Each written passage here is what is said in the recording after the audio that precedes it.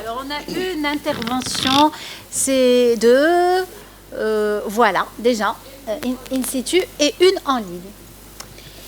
Très bien, merci. Abdelmjid Louadi de l'université Ibn Tofayl, INSAQ Netra. Je coordonne le projet Enhance Industrie 4.0. Donc, c'est une occasion pour insuffler un mot sur le projet. Donc, c'est un projet qui intègre les industriels. Donc, la CGM, il est présente. Donc, il y a, après établissement de l'état de l'art, l'analyse des gaps, donc on a une formation du formateur pour 20 enseignants et pour 20 industriels.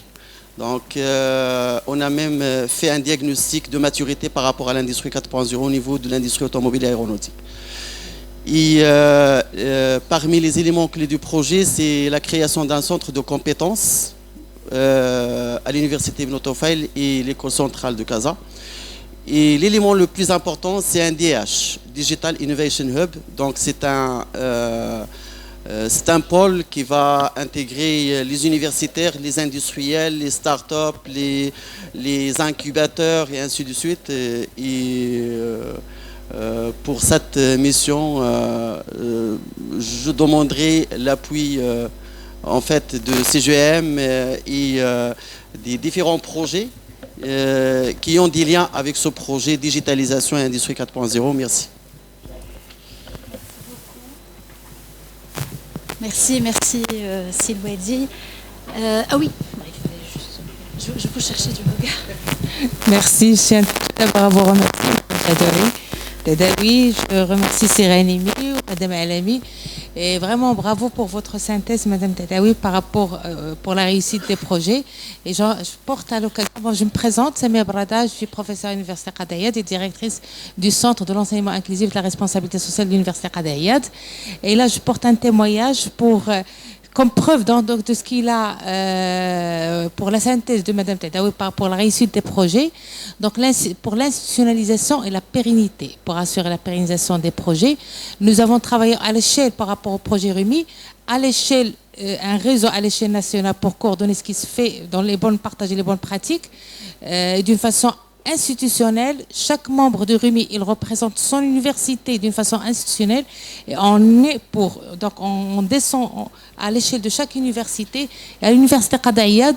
Donc tout ce qu'a apporté RUMI, c'est la même population cible, les mêmes projets, les mêmes objectifs, la même mission à l'échelle d'une université, par suite à la création d'un centre de l'enseignement inclusif de la responsabilité sociale. Et aussi on travaille en réseau à l'échelle de l'université par des cellules focales institutionnelles à l'échelle de chaque établissement pour pouvoir être en contact direct avec la cible qui est l'étudiant en situation de vulnérabilité. D'où l'importance de l'institutionnalisation pour assurer la pérennité. Je vous en remercie.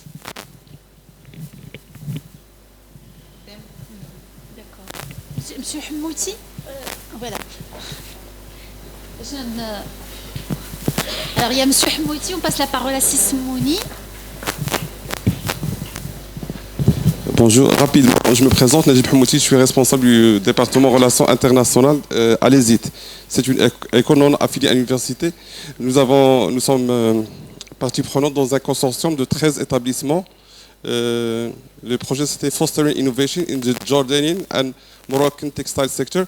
Et nous avons associé avec nous l'Association marocaine des industries du textile habillement, partenaire socio-économique du côté Maroc, et Amman Chamber of Industry and Commerce du côté jordanien. Bien sûr, il y avait d'autres pays.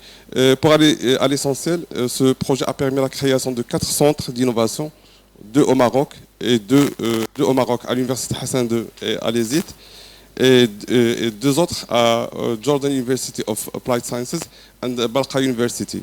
Et parmi les choses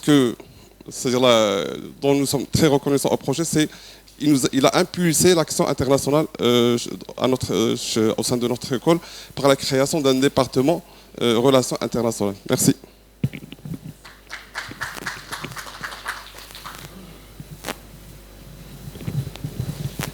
Merci beaucoup. Professeur Abdelaziz Mouni, Université Mohamed V de Rabat.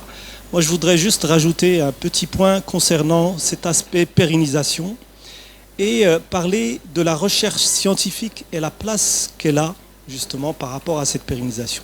D'abord, la recherche scientifique sert de base pour la construction de projets Erasmus+, Capacity Building qui tiennent la route. Madame Dadaoui l'a dit tout à l'heure et Monsieur Zouine a parlé tout à l'heure du projet Mabiova, où la recherche scientifique a servi et le réseau scientifique a servi de base pour construire le consortium qui s'est par la suite élargi et qui a réussi. Également, en termes de pérennité et d'impact, je pense que la place de la recherche scientifique, tous les réseaux qui sont formés dans les projets Erasmus+, devraient verser également dans cet aspect recherche scientifique pour apporter de la pertinence au tissu de la recherche scientifique nationale et de l'innovation dans les procédés et dans les impacts. Parce que la recherche scientifique, c'est le pétrole de demain et c'est d'ailleurs le pétrole dès aujourd'hui. Merci beaucoup. Merci Sismouni, merci encore une fois à toutes les universités marocaines. On a cité aujourd'hui l'UCA, l'UAE, l'UCMS, l'UM5. Nous pensons également à l'université Awiz, l'université Ibn Zohr, à l'université Chouaib Doukali, à l'université Mohamed Ier, à l'université Moulay Smaïl. Et l'université, on a parlé aussi de l'université Abd Malik Saadi, l'université Hassan II et l'université Hassan Ier et l'université, je l'ai dit, Sultan Moulay Slimane, voilà. Je tiens vraiment à les citer toutes parce que toutes ces universités, elles nous accueillent, les équipes, toutes les universités ont répondu à nos sollicitations au niveau des entretiens, etc. Et donc je tiens vraiment à les remercier. Et je crois qu'il y a encore Madame Kirat. Oui, on vous donne la parole pour votre intervention. On va juste vous demander, parce que là, on a abusé et usé de tout notre solde de sympathie. Pour faire réussir votre option hybride, je vous ai donné l'occasion d'utiliser l'option hybride pour les participants. Donc, je tenais tout d'abord à vous féliciter Madame Latifa et Monsieur Ranimi et la personne, je n'ai pas retenu le nom malheureusement, Imen, pour l'excellente initiative parce que je pense que des activités comme celle-ci sont vraiment très importantes pour motiver les collègues aussi à prendre conscience de l'importance des projets Erasmus.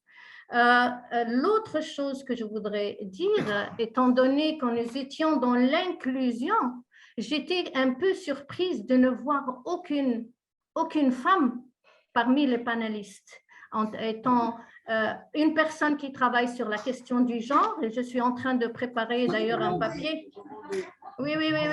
Alors là, juste si vous permettez, tant qu'on est dans la question de l'inclusion, et le genre est une question importante dans l'inclusion, je pense qu'il faut essayer de comprendre, peut-être Madame Latifa, essayer d'entreprendre une recherche qui essaie de dire pourquoi il y a moins de femmes qui prennent la direction ou qui s'impliquent dans les projets Erasmus. Est-ce que dans tous les projets que vous avez, est-ce qu'il y a des femmes qui mènent des projets Erasmus ou qui coordonnent des projets Erasmus? Je pense que du moment qu'on est dans l'inclusion, il faut motiver les femmes, il faut faire participer les femmes pour que vraiment la dimension inclusion soit bien présente et que les résultats, les objectifs d'Erasmus soient atteints déjà au niveau de la coordination des projets Erasmus, non pas seulement dans faire participer dans les mobilités et tout. L'autre chose que je voudrais aussi souligner, c'était excellent l'initiative d'aujourd'hui,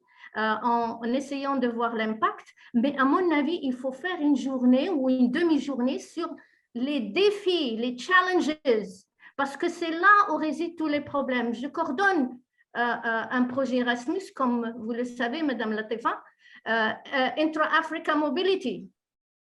Le projet n'a pas abouti malheureusement Et il faut essayer de voir pourquoi il y a eu ces défis, pourquoi il y a eu ces obstacles, et essayer de vraiment dépasser cela, parce que dans plusieurs cas, comme l'avait souligné monsieur le vice-président de l'université Mohammed V à laquelle j'appartiens, il y a beaucoup de bureaucratie qui décourage beaucoup de collègues qui coordonnent les projets Erasmus, et des fois ça démotive pour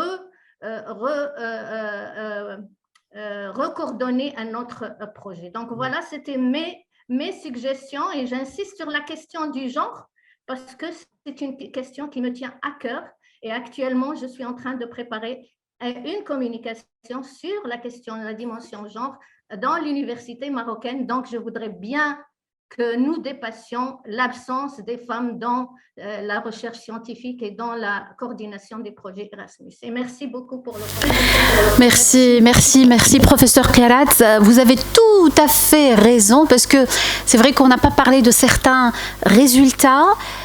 Quand on a travaillé, d'ailleurs on l'a écrit dans l'étude, on a trouvé que seuls 25% de la population impliquée dans les projets est féminine. Et on s'est posé la question, d'ailleurs on l'a dit dans un de nos... on s'est dit, ben voilà, ça reste quand même... Autant la mobilité, on est sur un 50-50, on n'a pas ce problème-là, on a autant de filles que de garçons qui partent en mobilité, autant sur le renforcement de capacité, on a vraiment beaucoup moins d'implication, et ça mérite en effet compréhension et analyse. Voilà, c'est la fin. Masrinesh, comme on dit chez nous. Mais je vous remercie, toute ma gratitude sincère et profonde. Et puis à très vite, à très très vite. Merci.